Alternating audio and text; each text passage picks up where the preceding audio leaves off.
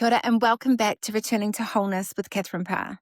I'm your host, Catherine Parr, and today on the show we have the very beautiful Charlotte Milda. She is a soul contract reader, spiritual mentor, and the host of the Soul Architect podcast. Charlotte's work helps people understand the deeper blueprint of their soul through the energetic vibration of their name, uncovering karmic patterns, soul gifts, purpose, and the lessons they came here to experience. In this episode, we explore spiritual awakening, healing, sensitivity, soul purpose, and what it truly means to return to yourself. So sit back, relax, and enjoy this beautiful corridor with Charlotte Milda. Kia ora, Charlotte. Welcome to the show. How are you? I'm so good. Thank you so much for having me. Life has been really good. It's been a minute. We've been trying to make this work for a bit of time, but I'm so glad we're sitting down and we're able to have this conversation. I'm so excited. I'm really excited for today.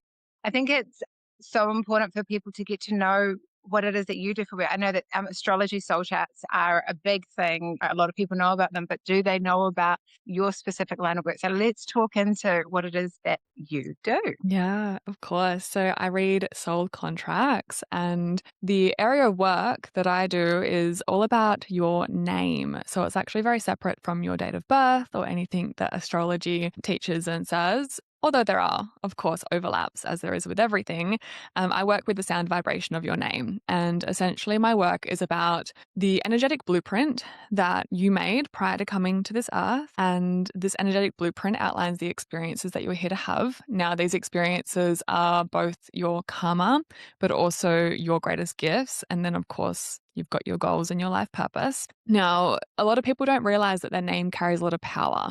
And I would even go as far to say that your soul chose your own name. That's why we tend to have some really magical naming stories. And the reason being is because that sound vibration of your name actually has the power to manifest your experiences in each and every moment. And we know that there is an undeniable connection between sound and manifestation. So when you kind of put that all together, you start to recognize, okay, well, your name actually carries a lot of power. And not only that, you can actually take the sound of your name, you can put it through a pretty intricate system, which is a system that I work with called the soul contract system, and get a very detailed map, blueprint, if you will, of the experiences in which you're here to have in this lifetime. And my work is essentially interpreting that map and that blueprint for you so that you can, I guess, reclaim your power from the unseen forces that are shaping your experiences. We're often experiencing a lot of lessons or challenges or just feeling different pulls in different directions, and we don't have a reason as to why, or we don't understand why we're experiencing what we're experiencing. Your soul contract answers all of that for you. So it helps you understand who you are, why you're here, and helps you align with your soul's purpose, your highest self, very much, the overall reason behind your very existence. So that is my work, in short. Almost like a bit of a cheat sheet. You could absolutely say that is a cheat sheet for life on Earth, and I I tell you think. what, we all could do with one of those, right? It's pretty full on down here. Yeah, exactly. Yeah. So my question is so I know I'm working with this, I have worked with an astrologist that I work with regularly on the podcast, and they talk about the different planets and what's happening and what's coming up for the collective. Does that overlap at all in regards to your work? Yeah, so the way that this map is put together is essentially it's made up of up to 22 different frequencies in up to 7 different placements. Now, these frequencies are alive, okay? And depending on your relationship to those frequencies, they represent different experiences. Depends on how, or I guess the depth in which you connect to your soul contract. Now, there are certain themes and frequencies that are strong and prominent within the collective at certain times, meaning that right now, for instance, there's a really strong thread of power, both karmically, but also in the sense that there is this push for anyone that is feeling disempowered or suppressed to reclaim their power. And so that is a collective theme and something that I see among soul contracts. So if someone's carrying the frequency of power within their contract, right now there's just this added emphasis on like, hey, time to step up, like time to reclaim this, like time to notice where you're giving it away. And so I see collective themes like that. But as for the soul contract itself, it is very much personalized, and it's everyone has their own. We have relationship contracts, we have contracts with our pets, we have contracts with the houses in which we're living in and locations and things like that. You can go as deep as you like, but and the work that I specialize in is in your personal soul contract and your relationship contracts as well. Yeah. Amazing. It was 18 months ago that I got my soul contract done with you. So I'm still a bit, I'm trying to remember what we've spoken to, but I know that it was very much, this is what I want to say, very much aligned with a channeled reading that I got from Ended Master and from Jabash, from Blair Styra, and then very much in alignment with an astrology chart that I got done by an astrologist. So that interconnectedness just for me is proof in itself. Shall we talk into my soul chart? Yeah, let's talk about yours because you've got a very unique contract. And I guess one thing you're gonna love this, but I really do want to celebrate you just in the last 8 months since I last met you to where you are now and what you're doing. I tell you what, you've gone, oh well, here's my blueprint, here's my map, here are my lessons, and I'm gonna face them head on. And that's the power of understanding what you're here to do, whether it's through an astrology reading or through a different modality. When you see, I get it now, this is why I've got that pull, right? That inner knowing. Once that's validated, it's so helpful to have it validated from a stranger, someone that doesn't know you, someone that doesn't have the experiences in which you have. You have that just second, I guess, push, that encouragement to start to move through those blocks. And for you, my goodness, the alignment. I mean, how far you've come in just 8 months. I pulled your contract before we jumped on for this recording, and I was just looking at your business and even the name of your business and just like you and just in general, I'm like, oh, I'm so proud of you and just these last 8 months because your contract isn't easy. You Mm. know, it hasn't been an effortless path. I mean, I'm not sure exactly what it has looked like for you, but I can look at the challenges here, and you have a lot of reason as to not be doing and a lot of resistance towards stepping into who you are stepping into. And I think there's a common misconception, especially in the spiritual space, of when you're in alignment and when you are moving towards your purpose, things happen effortlessly for you and they just unfold and like it's rainbows and sunshines and unicorns. But that's not the case. Often when you carry a lot of power like you do, right? You're having these conversations with people. I know you had some healings this morning. These are powerful things, having big impacts on people. And when you have that power, when you have that influence, when you are holding that sort of sacred space, you need to be really aware of what you're doing and you need to overcome obstacles and you need to overcome moments where you're questioning your integrity and questioning your alignment to make sure that you're using your power and your influence and your healing abilities in a really balanced and beautiful way. And so I really struggled with that conversation of like, okay, well, when you're in alignment, that's when you'll know and things will be easy. But I really feel like through the lens of the soul contract that those that are here for quite an impact on people's lives have a lot of red tape in their way. And in your case, the fact that you are doing something like a podcast and you're putting yourself out there and you're facilitating when your wounds are very much probably screaming at you internally going, hey, this is kind of low-key terrifying, you know? I think we spoke about in your reading, we've got like a witch wound in there where you've maybe stepped into this version of you in the past and it hasn't gone so well. There's so many reasons as to why you could be just in your little cottage hiding away forever. But you're doing the thing, and I just want to celebrate you in that. It's just unreal. So, anyway, long story short, we can jump into your chart, but I just wanted to share that because just the jump in the last 18 months has been unreal. Thank you, beautiful. Thank you. Yeah. And Um, thank you for guiding me into that as well. And like you said, that permissions that once it's out, you see it, you go, okay, I see this isn't a me thing. I see that this is what I've chosen. So let's go. And you've got a really beautiful thing about your contract as well, just for your listeners to understand, is Catherine's got this gorgeous frequency in her karmic placement. So, as her greatest challenge, which means that she's experiencing the resistance and the negative element of that particular frequency. But she also has it in her highest expression and as her spiritual goal. And the really beautiful thing about a path that looks like that is, of course, her greatest challenges become her greatest gifts through her own healing. And she's here to hold space for people that have been very much where she's been herself. And I feel like, I don't know about you guys, but if I'm looking for a guide or a space holder or facilitator, I'm wanting to go to someone that has the empathy and the compassion from being where I am or where I'm needing help and then having moved through it to hold that space for me. And the beautiful thing about a contract where you've had to move through those literal lessons yourself to then be able to hold space for those very people is the fact that there's a potency to your work and people can sense that in you. It doesn't mean that it's an easy path, right? You don't just do a 6-month course and go, right, cool, here we go, world. I can hold space for you now. Let's go. There's a lot of inner work to be done. But that's something quite unique about a healer's soul contract is they often very much have to heal their karmic frequencies first to really step into full embodied expression of their goals and their purpose in this lifetime. That's very much you, like that same path. Can you feel that? Oh yeah, absolutely. And I also want to circle back to what you said earlier about the karmic seven situation, how it's like you heal a wound and then you think, oh yeah, I've made it. And then it's like, oh no, I'm at the bottom of the next maunga. It's what we said mountain in New Zealand, So it's almost like you never really reach the top. That's the way it works. It's like the karmic frequency, right? And this is why I talk about the contract being alive, because it's not like you just tick a box, right? You do a test at school. You very much are constantly in relationship with this energy. And it's like continually nurturing this relationship in which you have. And you have that karmic seven, which is about heart opening and integration. And Catherine's got one of the biggest hearts you'll probably ever meet. In an individual, her entire soul contract is heart, okay? And for you, when you have such a big heart, of course you're going to experience heartbreak because the invitation, the soul level invitation is despite the heartbreak, can you keep your heart open?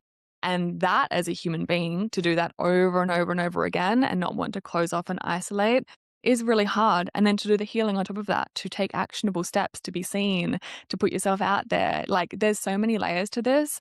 And the way that the karma works almost like is in a spiral, right? Initially, those lessons are huge, big heartbreaks, big visibility, trauma. There's a lot of resistance to being seen and a lot of masking and things like that. And then as you transmute them, as the layers come off, as you start to build the strength to keep your heart more open and more open, those loops keep coming back around. You keep having invitations to be like, hey, can you push through this now? Can you push through this now? But they're just that little bit more gentle and you're a lot more resilient. So it does get easier, but you're constantly nurturing this relationship with your fears, your resistance and your karma. It doesn't just dissipate or go away. But when you understand it and you know the lesson, it loses its power over you. Because when those things come up, which they inevitably will, it's your contract, you can go, hey, I see you.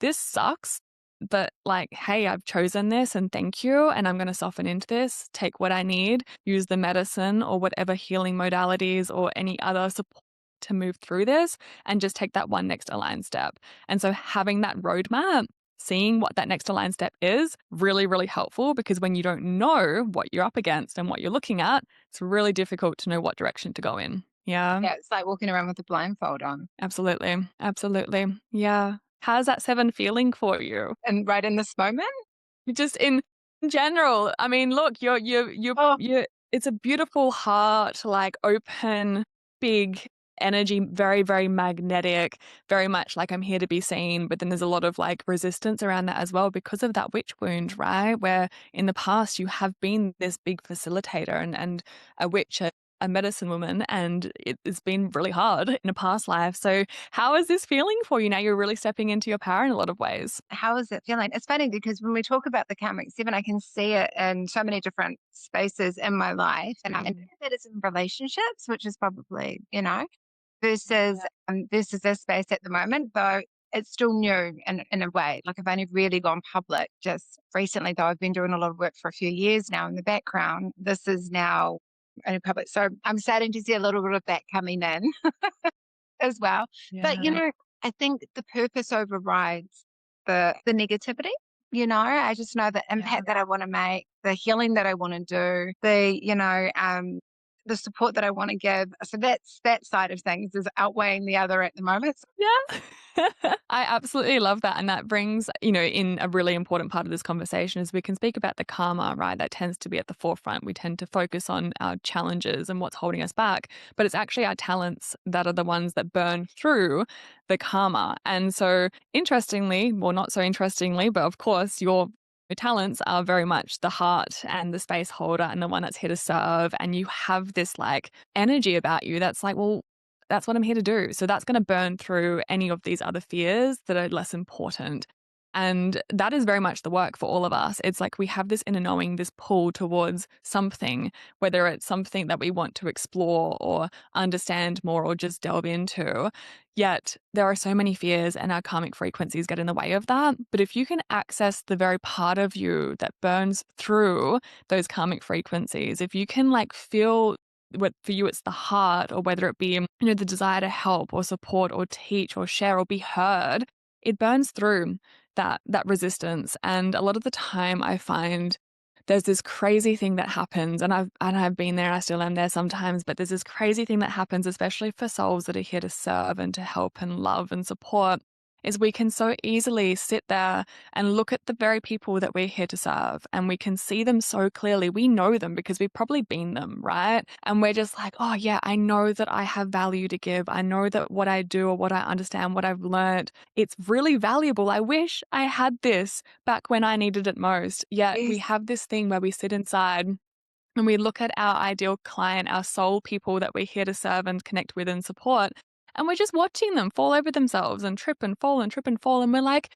oh God, I could really help them. I could really help them with what they need right now. But we sit inside with the doors closed. And instead, we're thinking about, well, if I brought them inside into my world and I showed them what I've got, what are they going to think about my house or what I'm wearing? Or is it going to be enough? Do I have the right food? Did I have their favorite food in the fridge? But instead, we just watch them outside our door going, well, they're really hurting themselves and I have what they have. I can help them. But the thing is our soul, and I know that you're the same, and I know that most people are the same, probably listening to your podcast. Our literal wiring is to not even think like that, is to open the damn door, go out there and see what they need. How can I help you? Right. And we just need to get back to that state. That's all it is. And so, what can we really access to burn through all of those silly insecurities and go, hey, the value I have to offer is so significant that I don't actually care what they think about my house. They don't care. We know this. We know this logically.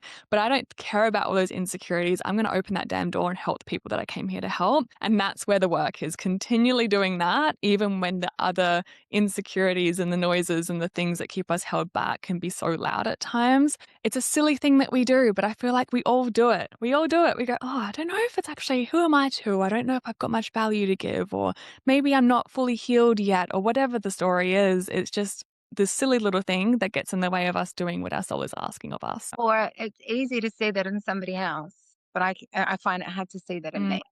Like I know that I can probably, but absolutely. that person's probably better at it than me. It's that tools poppy syndrome. Yeah. Yeah. So it's a really interesting thing, the soul contract. But I think one of the beautiful things about it and about those same stories, those same things that keep us fearful of our potential, they also keep us in integrity. They keep us checking in with our intention, checking in with our heart. It's the challenges that you've had early on in life, the disempowerment in which you've experienced, the suppression of your truth in which you've experienced, that allows you to then have compassion and capacity for people navigating similar challenges instead of misusing your abilities, your power, your talents, your gifts. There's a fine line and a dance that we all have to make where we move through a lot and we all heal on different layers. And then we have to transmute that to create space to be able to show up in a balanced and proper way. Because if you don't transmute that, then your gifts get distorted. And it's very easy for us to experience hardship and then go, well, now that I'm accessing my power, let's kind of get some of this back. Like my life was really hard. And that's what you see in the world, right? People that have had a really hard, for whatever reason, they really struggled early in life. They didn't heal. They didn't deepen their capacity. And now they've got access to power in whatever form. And they go, right, well, I'm going to unconsciously misuse this. And so although the karma can be frustrating as heck, it keeps the balance. It really keeps us in relationship with our soul. It keeps us constantly checking in with ourselves, checking in with our intention, checking in with how we're showing up for ourselves, but also for the people in which we love, and keeping things nice and balanced and in harmony. So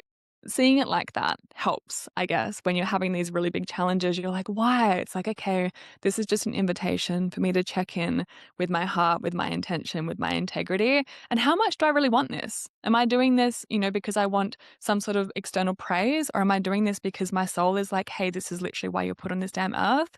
Like, show up. You can do it. Like, overcome this obstacle. Do you know what I mean? I Yeah. do. And I think the other thing is that when you are in alignment with that, like when you're in alignment with source, everything just flows abundantly anyway. When you're in a position of power and you're misusing it, well, that's when things start to fall apart and break down. So in order for you to stay in that momentum of whatever, abundance and prosperity, it's works in your favor to stay in integrity. It really does. It really does, and allows you to be really consistent and do what it is that you are actually fulfilled by in a sustainable way. You're not kind of jumping between too much or too little, or things are not stressful. in the sense you can kind of see them, you can breathe deeply into them and take the most aligned next step without feeling like, you're constantly running from something, which is your soul being like, hey, this ain't it. And it's manifesting all these experiences to bring you back into balance, essentially. It's like, how do we slow this person down? How do we bring them back into balance? And you can feel that unconsciously and you're trying to run it, run from it. So it's a funny thing, these unseen forces that we are all dealing with, our own blueprint that is manifesting literally our experiences in each and every moment, our relationships, our conversations, our connections, our relationship to oneself, all of the things. And again, that's why I think for me anyway, my work is just one piece of the puzzle, but it's definitely a tool that it's life changing in so many ways to be able to have context to those unseen forces. You're no longer, like you said, stumbling through life blindfolded and just asking yourself, why the hell is this happening to me? It's like, oh, this is why, this is what I'm here to learn. These are the steps in which I need to take to overcome this, etc., etc. It's very like on the earth practical. Here's the guide. And what I love about, having you read for me was that it was just to be seen. A lot of things that as a child or in different spaces, you kind of hack away and then you just think, oh, well, don't need that anymore. But to have them brought forward and to say, hey, this is okay, just to be seen for no other reason, guys. If you get a reading with Charlotte, just to be seen at the very minimum. I completely, completely understand. I mean, that's why I got into the work that I do because I felt like I wasn't seen, I wasn't understood. I couldn't quite make sense of why I felt so different to those around me.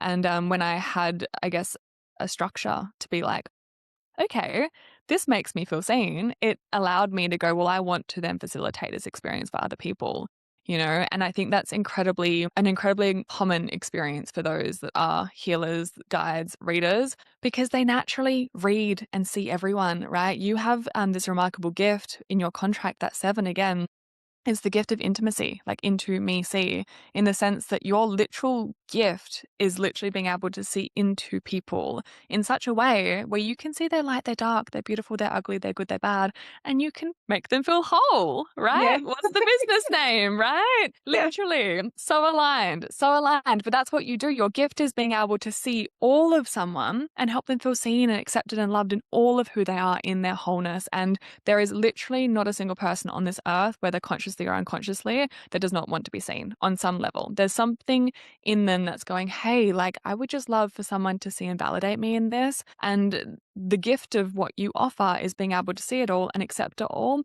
And that's how you heal, right? When you come into wholeness, when you're no longer having to hide.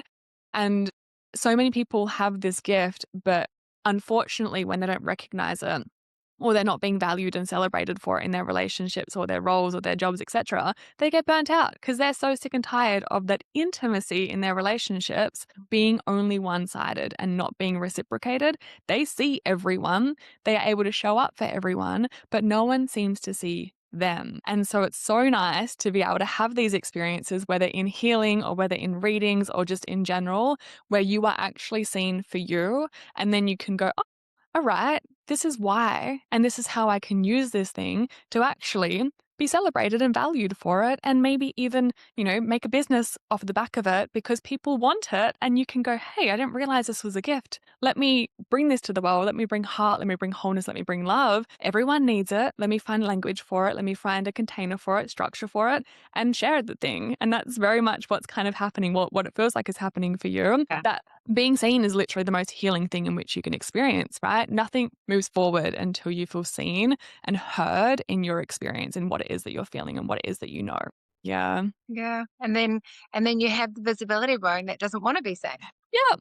Yep. Push pull, right? It's like, right, let's go. This is brilliant. And then it's like, but that's really scary. That's really scary. Are you sure? Are you sure you want to do that? And the funny thing about the visibility wound is the medicine for the visibility wound is action, right? There's literally no other way through it, other than exposure therapy, very gentle exposure therapy. Yeah, where you literally have to just push your edges. And each time you share more, you're shown, right, that it is safe for you to be seen. And it's just building that up slowly. But unfortunately, for the people that have the visibility wounds, they tend to do the opposite. They tend to heal and transmute and sit away and isolate and try and figure out and dig and understand. But it's actually literally through living, putting yourself out there, throwing yourself off a cliff a little bit is the only way to move through that. It's the only way you can truly reprogram that subconscious programming of it's not safe for me to be seen. It's a tricky, tricky one. It takes a lot of like, oh, I just have to really nut it out, have to just like be resilient here. But on the other side of it is a lot of magnetism. It's greatly successful. It's people want to be around you and want to be in your energy because you help them feel safe, seen, and accepted. Like, who does not want that, right? Yeah. But that was the best advice that you gave me was the exposure therapy. Just try, what was the example you used? It was something like, like it's like trying an ointment on your skin to see if you're allergic to it or not. You just use a little bit. So just a little bit, and then you just see how you react to it. And I have used that throughout my process of coming out and working through my visibility burn, and it's been fantastic. So thank you, Charlotte. Unreal. Yeah, it really is. It's just that gentle noticing of, okay, there's a little bit of anxiety here. Okay. There's a little bit of like hesitation, whether that's like in a conversation with a group of friends and you want to say something, you have this idea, but then you second guess yourself. You go, hang on a minute. What are they going to think if I actually say this? And often, again, people in our space are thinking all sorts of crazy shit. And so we're like, I need to bite my tongue here because otherwise people are going to think I'm cuckoo. Right. So you have those moments often, but noticing when they come up and pushing through anyway. Low risk is a group of friends, right? Where they may look at you funny and be like, what do you mean? Like, that's a bit crazy. But at least you've kind of for yourself gotten over that. And then best case scenario, they're going, oh my God, I never thought of it that way. Like, help me understand what you mean. And then you just kind of are allowed to open up, right? It's a heart opening frequency. And then, of course, there's other ways to do it through business and through relationship and just anywhere in which vulnerability and authenticity is encouraged. Social media is a huge one, right? Social media is huge. There's so many brilliant, brilliant people, yet there's so many blocks and resistances and masks between who they are and their brilliance and how they show up online. And this is continual work. But the more you can kind of just lean in and take actionable steps consistently, you don't really want to jump off a cliff because when you take those massive Yeah. leaps, you can easily scare yourself. So gently, consistently, creating that safety is so important. Not only are you on this path for yourself though, and for you to be seen and overcome that for yourself, but also it helps you really be empathetic towards those that are brilliant that you will meet that you're like, what are you doing? What are you doing in this relationship or this job or, this environment that is totally misaligned for you due to their fear of being seen, and you can support them without being like, just quit, just dump him, just, Yeah. move across the country, sort it out. Like, what are you're being silly? Yeah. And so it allows you to actually be going, okay, well, I get it. I see you. I've been there. I can support you in this. And it's not about doing those crazy big leaps of faith, but it's actually about how can you gently expose yourself to what is more aligned and then take those very gentle, actionable steps towards that. So it's all divine how it all works. It's like you have to walk the path and then turn around, hold out your hand and be like, right, I can guide you through that very thing. Like it's beautiful. Yeah. Very, very beautiful. Yeah. Okay. So what else do we have in there that we want to pull out of the? We want to talk about your contract. Yeah. Well, my goodness, So you have a lot of what was that? sevens. We have a lot of Yeah, sevens, Charlotte. So what does yeah, that mean when somebody has the same number in their chart as often as what I feel like I do? What does that yeah. So you have a dominant vibration, okay, and this is a particular frequency and experience that your soul is like, let's get really intimate with. Let's get to know really well, right? This is a huge key part of who I am and why I'm here. And I want to experience it in its greatest challenge and I want to transmute the hell out of it and really live in its greatest embodiment, in its highest expression. So for you, that seven is that integration and heart opening piece. And it's all about the heart and about connection and essentially, you are here to move through that resistance to, opening your heart, sharing yourself, right? As someone that is very sensitive, someone that is very prone to heartbreak. And, not only in your own personal experience, but even in like the way in which you view the collective, things break your heart. You can watch a show or you can see, world events and like have that physical pain of like heartbreak. And it's really easy to be scared of what's going on and to not want to step out there. It's very easy to be like, well, what's the point, right? It's chaos everywhere. What's the point? And so these are all the things that are keeping you inside that house when all of the people out there that need your medicine are out there tripping and falling over themselves. And so taking yourself and standing up and opening the door anyway and connecting with the people that you're here to connect with and serve and all of these things is a part of your path, right? And at your highest expression, which is very much what you're offering through your retreats, is the seven is about very much facilitating unification, facilitating integration, not only within people, so helping them feel whole in their light and their dark, their good, their bad, their beautiful, ugly, celebrated in their authenticity, but also unifying them in groups, so within the collective. A lot of people, especially now, are struggling to find their people, to find their community. You are a community builder. You bring like minded people together. You network. You go, hey, you and you, I may not know why yet, but you need to come and meet because there's something in which you are both here to collect, connect, and collaborate through. Again, of course, you're doing retreats, right? That is one of the most aligned things that you can do.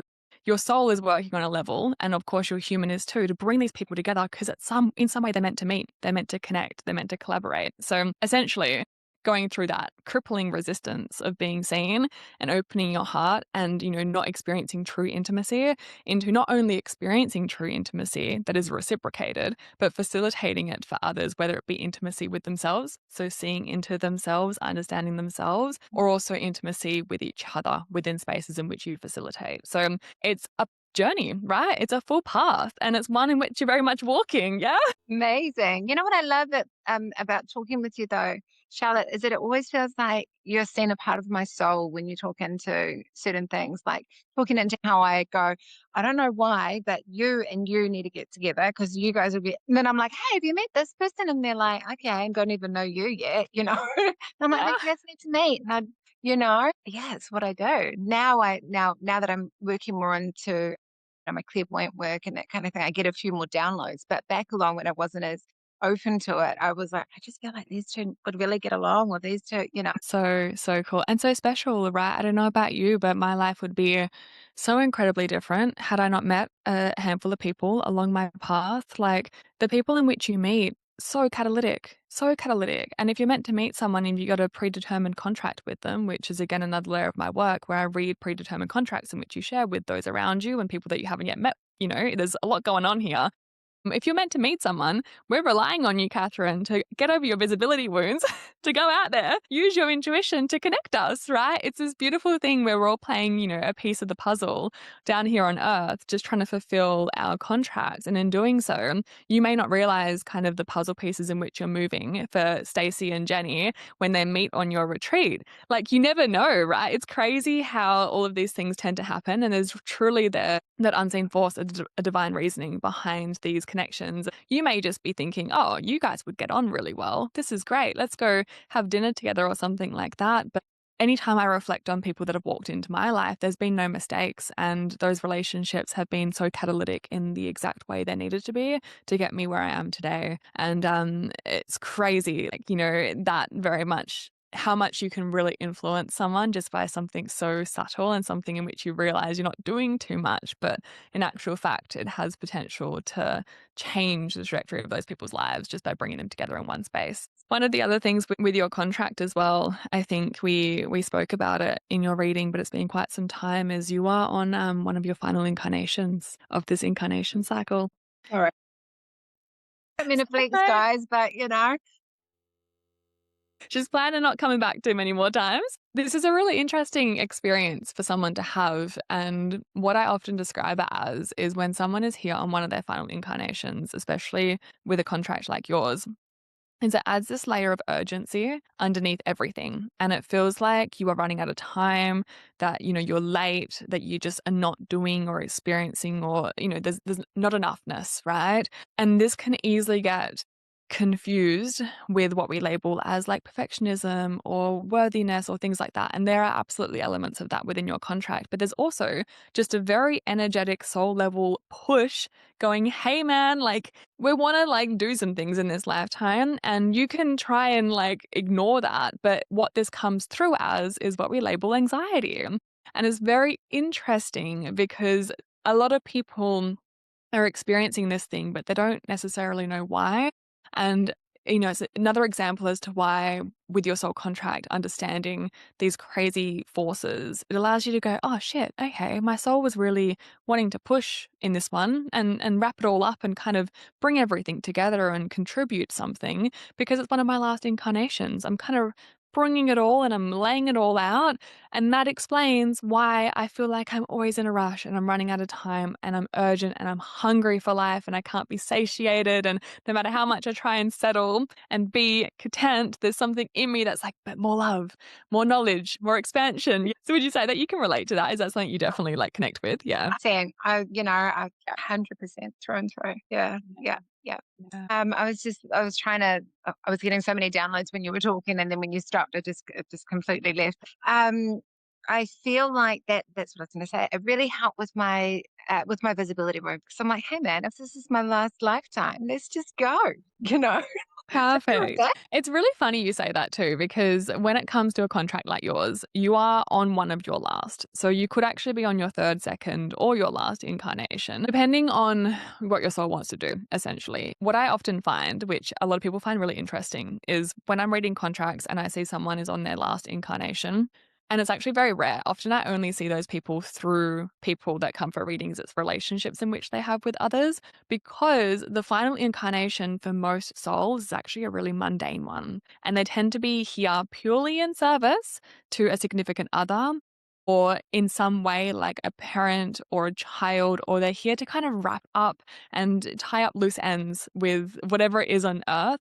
They don't want to carry over any karma. They don't want to move through big pieces. They want to have a pretty chill last little rodeo on earth, connect with their little soul fam and go, right, my wife is a healer, a spiritual person, and I'm just going to be a tradie and I'm just going to build houses and I'm going to be super grounded and I'm going to be really like solid for my wife so that she can be a bit chaotic and all over the place. My husband, because you're just Is this speaking actually? exactly like my husband. Is he actually? There we go. Perfect. I had no idea. I genuinely had no idea. It's so funny because it seems to be a very similar blueprint for a lot of women that are here to be like in their like witchiness, doing their thing, to have the tradie partner. And I wholeheartedly believe that that is the most supportive kind of relationship, from what I've seen anyway in contracts, especially for someone that is a lot of energy, to have that like, oof, down on the ground, got you, support you, go babe, do what you need to do. And it's one thing that I see all of the time. And it's so funny because I'll get the partners, whether it be the male or the female partner,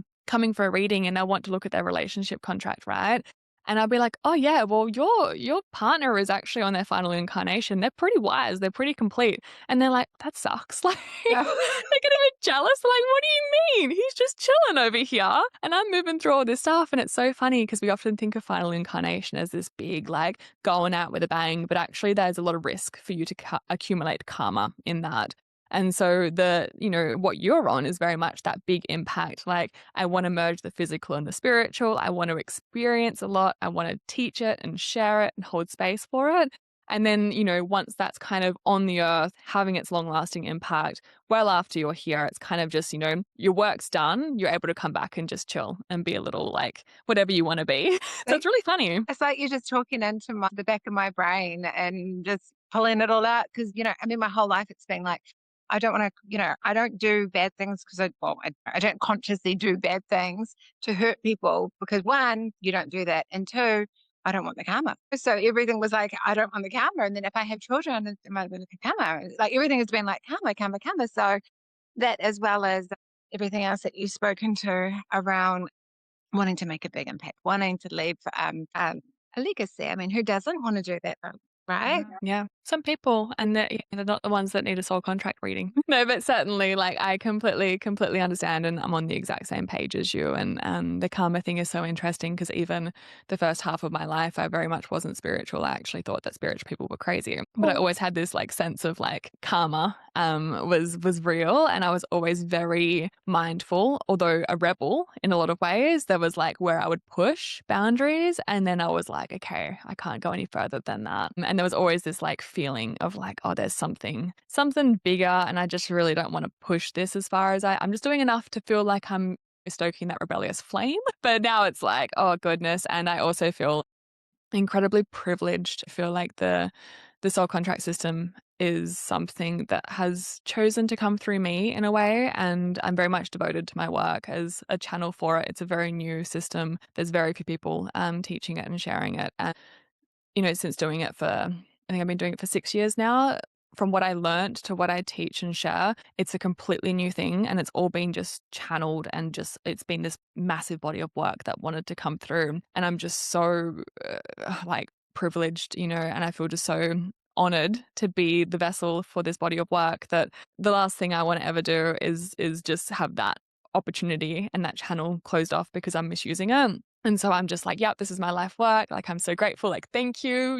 What do they need to hear? Allow it to come through me. And as someone that literally holds space for people that are wanting to find their purpose, their direction, figuring out what they're here to do, I'm in the most insanely privileged position to be like, "Well, I know exactly what my life's work is, and I know exactly what it looks like. I've been shown the bigger picture, the bigger plan. I just need to stick to it." And I have, yeah, just immense amounts of gratitude for that, and so the silliest thing would be to throw that away and just be like, "Oh, well, screw it. I'm gonna do some Yeah, silly things." You know what I mean? But there is a human in true. me that I have been tested. I have been tested. There have been times I wanted to throw in the towel and be like, "No, this I can't. No more. I just want chill." So it is never easy knowing what you're here to do, but it does feel like this incredible privilege to be able to feel it, to sense it, and be pulled by it, which I'm sure you can probably relate to as well. Absolutely, absolutely. It's a choice. Everything's a choice. But I think, again, it's an easy choice when it feels so true to you and your soul. But it is good that you speak into the fact that we do have our challenges in this space as well. I think it also, like you've also spoken into, it helps you value it more. You realize that actually this is a privilege to be in this space, that I am very fortunate to have been chosen to do this work. I very So much feel that. I very much feel that. And, to kind of build on that, one of the things that I find so funny and so interesting is that, just as I was saying before, like, I used to see spiritual people as just not my people, right? I used to just be like, whatever, never spiritual, always a boundary pusher, but never spiritual, never wanted to label myself that.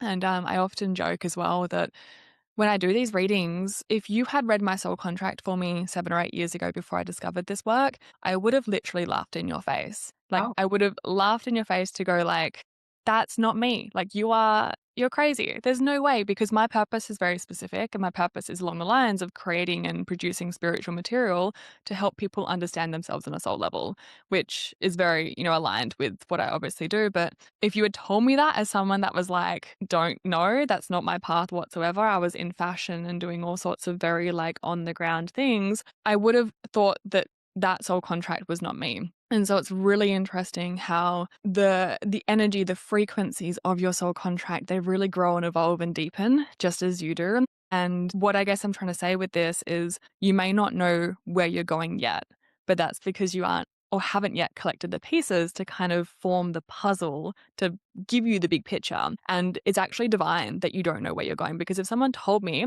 when I was younger that that's what I was here to do, produce spiritual material, as a little rebel, I would have been like, I am going so far in the other direction. I'm yeah, actually going to rebel against that and make sure that does not happen. And so when it comes to your contract, so many things in that would have resonated to a degree in that point in my life. You will always come across this work when it's meant for you. Your purpose or who you're here to become will become clear when it's meant for you.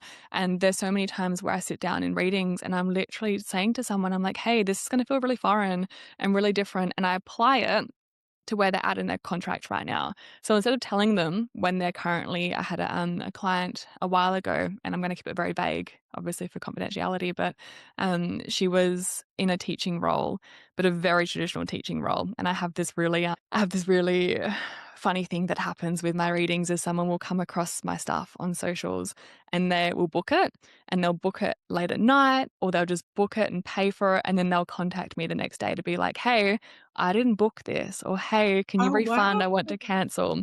Their higher self books so many times, and then the booking form is hilarious because it'll be like, "I don't know why," or, "Just saw something need to be here." And then I'll meet them, and their soul contract is so different to the human that's currently living, and they're kind of like showing up like, "Damn, I can't get a refund. This chick doesn't do refunds, like, damn it." And they're kinda shitty, and it's like, it's beautiful. I'm like, I can feel, like, I'm looking at their soul and I'm like, their higher self is working overtime here, like, God bless, like, it's so beautiful. And, I love it because I'm loving receiving the human. I'm like, I wanna get to know you, like, let's just feel into where you're at with this. And you kind of, with your soul contract, like I keep saying, it's this relationship in which you build with your soul. And so for this particular client that I'm thinking of, she was in this traditional teaching role, but she was very much here to do something quite similar to what you do, actually. Something very quite highly spiritually, connected, teaching, facilitating. So still teacher, Mm. but I would even go as far to say that there is like, mediumship stuff that wanted to come through. There were some big spiritual gifts that she was blocking out from childhood, and we all have, our own story that's similar to that to some degree. Send her my way. Yeah, absolutely. So this is the thing. So she's there like, "Oh, this is the silliest thing I've ever done. Like, I want my money back," kind of thing.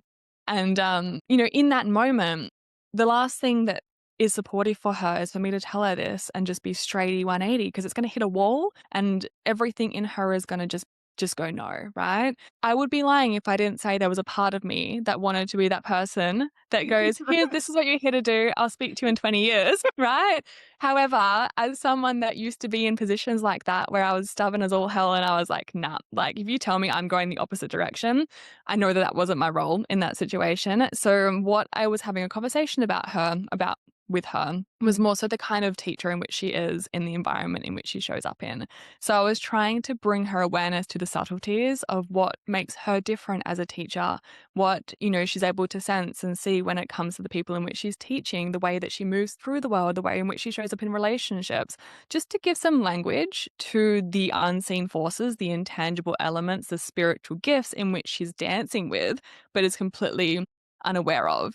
And the intention behind that is for her to go back into her job and to have these little like open doors now where she's all of a sudden noticing these things. And naturally, her team was so strong that they got her to book this reading. So I have no doubt they are up there going, right, we're going to give you this experience, and you're going to see things clearly. And she'll go on her merry way. And, she will start to open up and realize in her own time that there's more to the way in which she teaches. And maybe she wishes to explore that more to align more with her soul's purpose and intention. But there would be no good in being like, this is what you're here to do, and just like push someone away through that. And I just find that so beautiful how the contract can still be playing out. But for some people, depending on their relationship to their soul and to their inner knowing, those things may not be as clear, or they may see them as something different to the full potential of what it wants to be. So they may be right now a teacher in some way, playing into and activating their gifts and being this incredible teacher, but they're completely unaware of what they're actually doing. They get language for it. And then soon they're like, wow, these are things in which I'm able to facilitate. Not only that, but build a business around. Not only that, but help people heal and grow and transform their lives if I'm really able to hone in on these things and create a system or a method around them. So it's a beautiful path that we're all here to walk. And I don't really know where I was going with that, but I just felt like, yeah, the relationship with your contract is different depending on what season you're in your life. Yeah. And it's probably important to speak into that. Not everybody's going to come and get their contract read by you and they're going to be spiritually inclined as No, well. Someone might be here to be a big CEO or something along the lines, or like you said, just have a mundane life, but not in that sense, here to just relax and put your feet up and enjoy your last incarnation here, right? absolutely, absolutely. I would say that for me personally, I don't get many that aren't more spiritually inclined because it's often those that are seeking to be seen. However, there are definitely other soul contract readers that appeal more to on the ground human experiences. So they specialize in like the midlife crisis. So when you're moving through things, all of a sudden, you get divorced, you want to like change career direction. So they specialize in that. So that's much more on the ground in the sense that, these soul contract readers will support you in choosing a career that best aligns with this new season of life for you. There are still spiritual elements to everything, as we know. But for my, I guess, what I attract as a client tends to be those that are like feeling a bit alien, feeling a bit different, feeling a bit like sensitive to the world, feeling quite overwhelmed, knowing there's something quite off, they're not quite sure what, needing language for what they're experiencing or wanting to understand why they're experiencing what they're experiencing. And they're the kind of people that often come to me, and there is a layer of spiritual ness that they're not yet fully embracing or acknowledging when it comes to who they are, yeah, and what they're here to do. I mean, I feel like that disconnection is just kind of everywhere at the moment. And I think that's kind of the path that we're on as a collective right now is coming back to understanding that we are spirit having a human experience, not the other way around. And it's just kind of getting that right.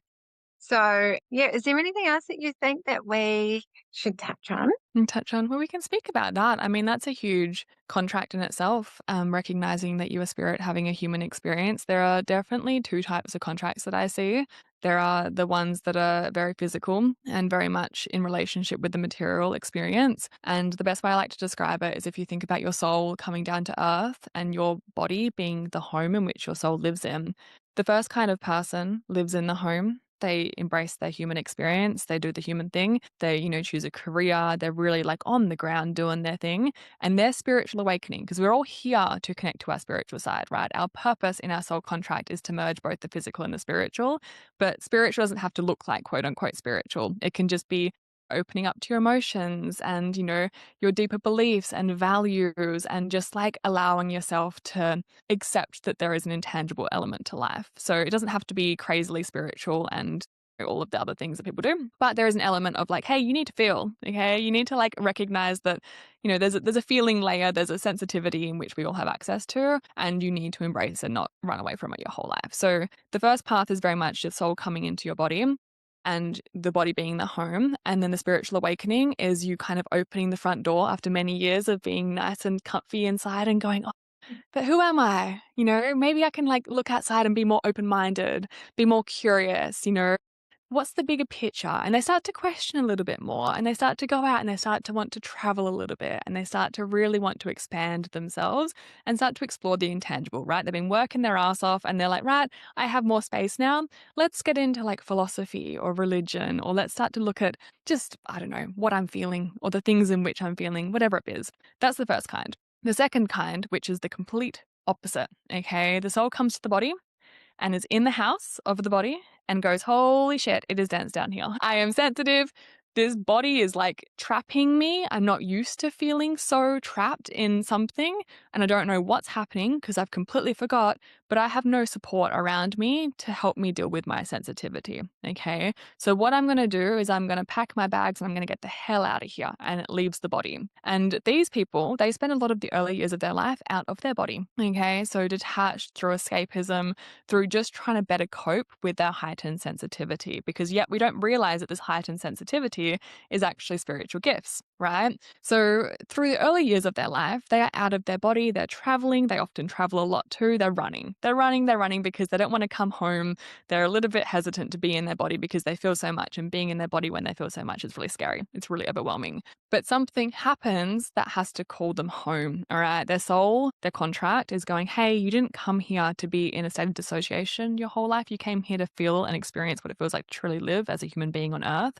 You need to come home and you need to learn to be in your body. And so their awakening is opposite. They come to the doorstep of the house and they go, holy shit, I left all my doors and my windows open. Everything in which I physically experienced did happen to me, even if I wasn't completely present for it.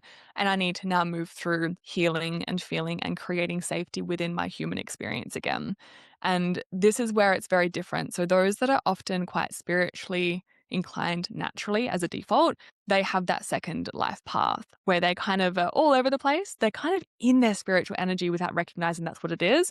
And then they have to come home and first find safety within their body and create safety within being here, breathing deeply, doing the human thing, which often manifests the karma, which is the resistance to the human experience, because like being in their body is really, really hard. And then from their body, what they don't realize until a bit later is that spirit is always sending them messages. Okay. It's always mailing them mail. But if they're not in their body to check the mailbox, they're not able to recognize that they are incredibly spiritually gifted. So their path is then being in the body as a soul, as a spiritual being, and receiving the insights and then learning to share them, stepping out into the world, share them from a very embodied and grounded place. So bridging the physical and the spiritual, that's what we tend to call it. So we have these two kinds of contracts, and I often see it in those where they have their three physical frequencies. So in your contract, you have three physical frequencies and three spiritual frequencies. When the physical frequencies are very abstract, spiritual, and ethereal, and there's nothing for people to hold on to as physical talents or karma, there's no real like feet on the ground stuff, they tend to float away because they're very, very sensitive. So their path is to come home to ground to then be able to step into and accept their very spiritual nature. Where a lot of the others that have very physical frequencies, they're in their human experience, they're picking the path, the partner, they're choosing the career, they're doing the thing. And then as they get on in life, they start to go, oh, who really am I? There must be more to life. What's going to bring me more fulfillment? And then they start to explore spiritually. So in a way, there's like two very opposite paths. And those that are more spiritually inclined by default, they spend their whole life feeling really overwhelmed out of their body.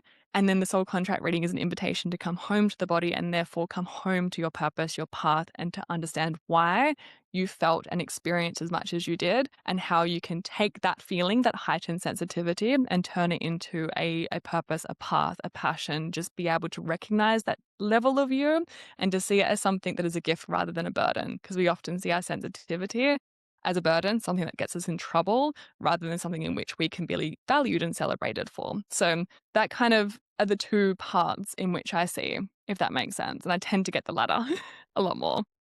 Yeah. And and the people that come to you.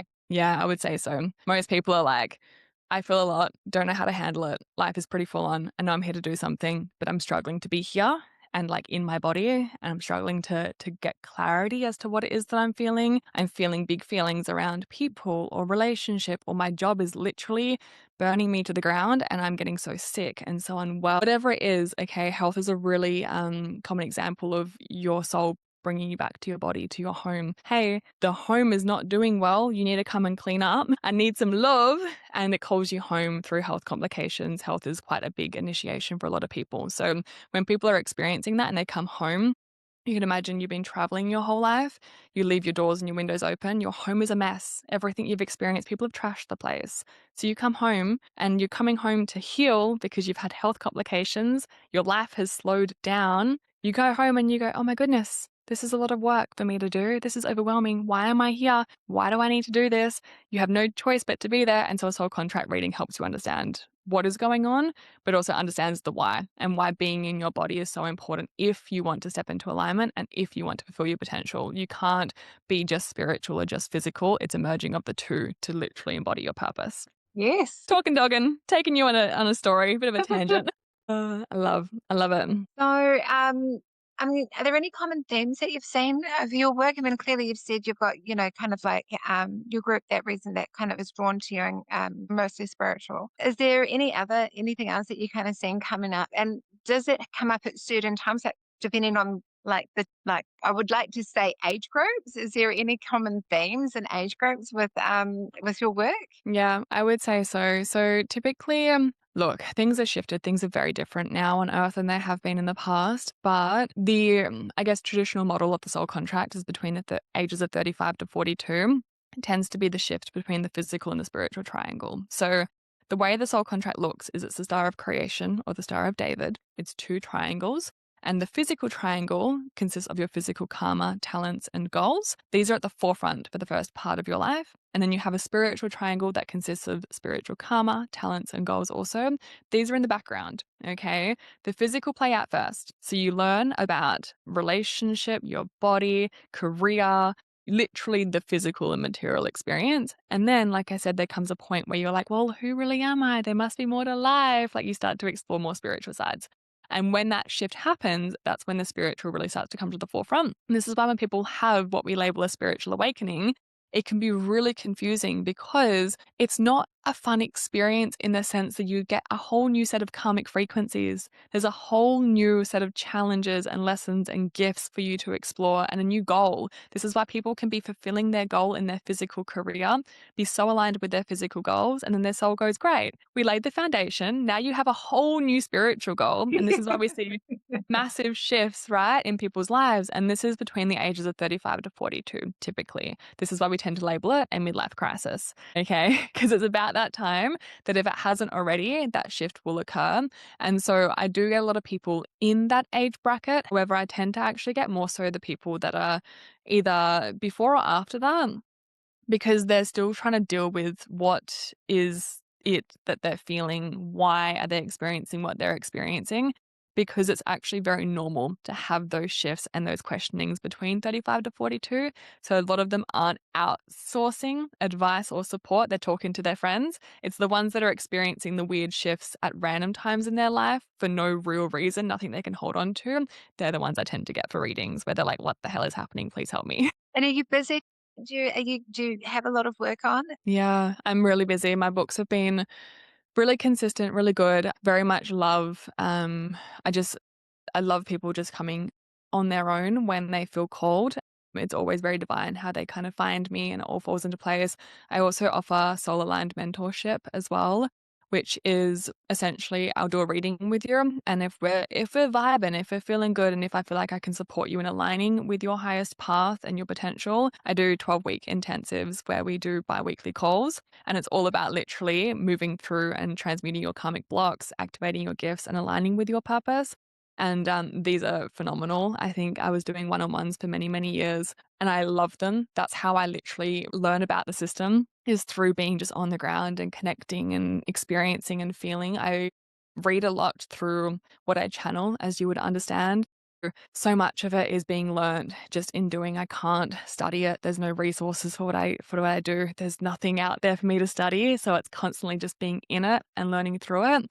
With the mentorship, this is a really great way for me to take the reading and kind of make it really applicable to someone's day-to-day life, just to support them in a longer term way. And I'm just living for it because I'm so passionate about how do I word it? I get this beautiful experience when I meet someone, and I think I'm one of the only people, I guess, in this way that can see it as clearly as this, where I get to meet someone's soul first before I meet their human, right? It's such a unique experience. And when you are sensitive, you often feel someone's essence, their potential, their core, and you can love it. But I have this like full thing that goes, hey, this is their soul. Not only is this their soul, but you are going to sit in their highest potential and your job is to speak to them and help them understand what they're able to achieve in this life and give them language for what it is they're experiencing. And so I just am like in love with every soul. I'm like, you are so brilliant. I think you're so brilliant. And then I meet the human, and then my job is just to help the human meet up with the soul and just, be able to merge because at the end of the day, our purpose is just to consciously express our soul out into the world. That is literally what we're all here to do. And so if I'm able to support someone in doing that, it's just the most rewarding thing because it takes time. There's only so much you can do in a 90-minute reading. You can bring everything up, but these containers are more about integration, about those actionable steps, about really just helping someone and supporting someone, allowing them first to feel seen. Because often when it comes to, I guess, traditional mentorship and support, there's no real tailored approach. It's very much like, this is my method. Here, this is what we do. And that works a lot of the time. But for the people that I tend to work with, they've tried that. Doesn't quite work. They want something that is more soul aligned and more, personalized. And so off the back of reading their chart, and if I feel like I can support them, then we'll work something out. And I do these containers and that's my kind of new, I guess, branch of work, as well as many other things. But I'm really, really, really enjoying that. So I feel like we would have a lot of parallels as to the kind of work and the things in which we offer our clients. Would that feel correct? Yeah. Absolutely. And you can bring your clients here to New Zealand and we can do a retreat here. There's something in I love New Zealand, your land. I think I told you this in the reading. I think your land is just gorgeous. Like I just feel so good. And I'm not a cold. I know it doesn't look very cold where you are now, but it's freezing where I am. I really struggle in the cold. New Zealand is one of the only places that I'll go to because of the cold. And I just love it. It's just so rich. Like it's so beautiful. I would love to. Let's stay in touch about that. Thank you so much for your time today. It's been such a pleasure having you on the show. And you're just such a beautiful, bright, gorgeous soul yourself. So thank you so much for everything you do, Charlotte. You're very beautiful and so young. Let's talk about how young you are. I feel old. I feel old with the amount of lifetimes that I've lived, like just in this one alone. Yeah, no, I definitely feel, it's so funny. You think when you're younger, you're like, I know it all. And then every year I'm more humbled and humbled. I feel like I get more young and just more like life is freaking crazy. I have no control over this the older I get. So don't know what that means for me, but thank you. I do take that as a compliment. I really appreciate it. Absolutely gorgeous. Thank you so much. Thank you so much. Right. And hopefully we can do this again sometime. Yeah, let's do it. Sounds great. I had so much fun. Thank you.